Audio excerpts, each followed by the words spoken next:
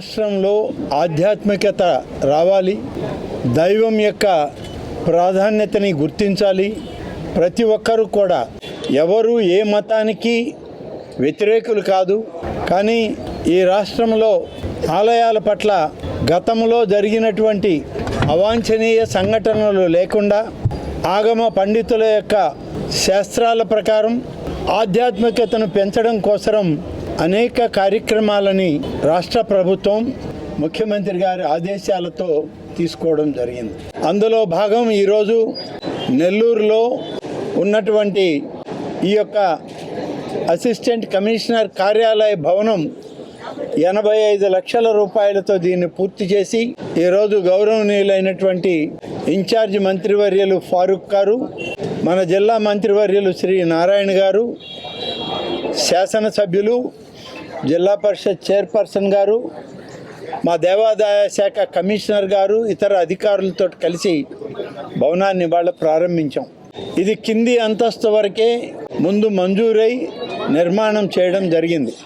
ఈరోజు ఇక్కడికి వచ్చిన తర్వాత కమిషనర్ గారు కానీ గౌరవ మంత్రివర్యులైనటువంటి నారాయణ గారు అన్నీ చూశాక తొలి అంతస్తుకు కూడా మంజూరు చేసి కడితే బాగుంటుందనేటువంటి సూచనలు ఇవ్వడంతో మొదటి అంతస్తు నిర్మాణానికి ఎంత నిధులు అవసరమవుతాయో అన్ని నిధులు మంజూరు చేయడానికి కూడా ఇవాళ దేవాదాయ శాఖ అనుమతినిస్తూ ఉంది అని చెప్పి నేను మీ అందరికీ తెలియజేస్తున్నాను. శృంగేరి పీఠాధిపతుల యొక్క స్వర్ణ హస్తాలతోనే ఈ రాష్ట్ర ప్రభుత్వం 9 కోట్ల రూపాయలు దేవాదాయ శాఖ నిధుల్ని మళ్లించి సోమేశ్వర స్వామి ఆలయాన్ని కట్టడానికి వారి చేత శంకుస్థాపన చేయించడం జరిగింది.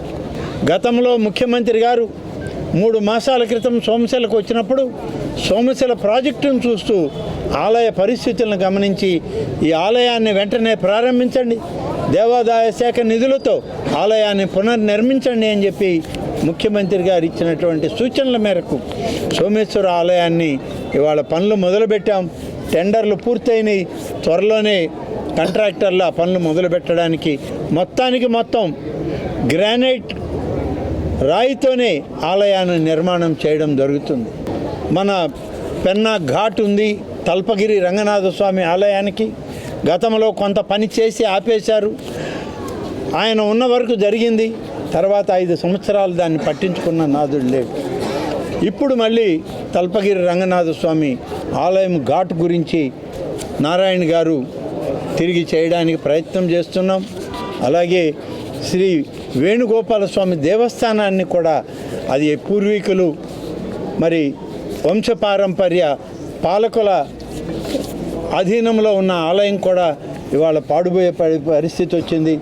దాన్ని కూడా నారాయణ గారు మేము అందరం మాట్లాడుకొని పునర్నిర్మాణం చేద్దామనుకున్నాం. నవాపేటలో ఉన్నటువంటి శివాలయం ప్రస్తావన కూడా వచ్చింది.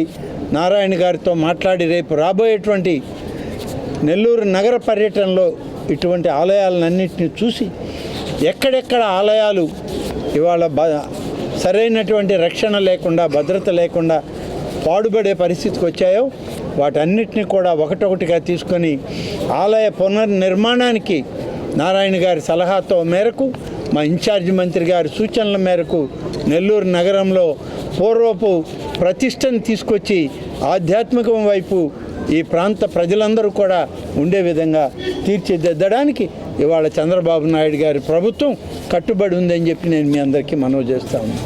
ఈ భాగమే మీ అందరినీ కూడా ఈరోజు ఇక్కడికి చేర్చడం, మమ్మల్ని అందరినీ ఇక్కడికి తీసుకొచ్చి ఈ కార్యాలయం ప్రారంభించాం. మొదటి అంతస్తును కూడా త్వరలోనే పూర్తి చేస్తామని చెప్పి తెలియజేస్తూ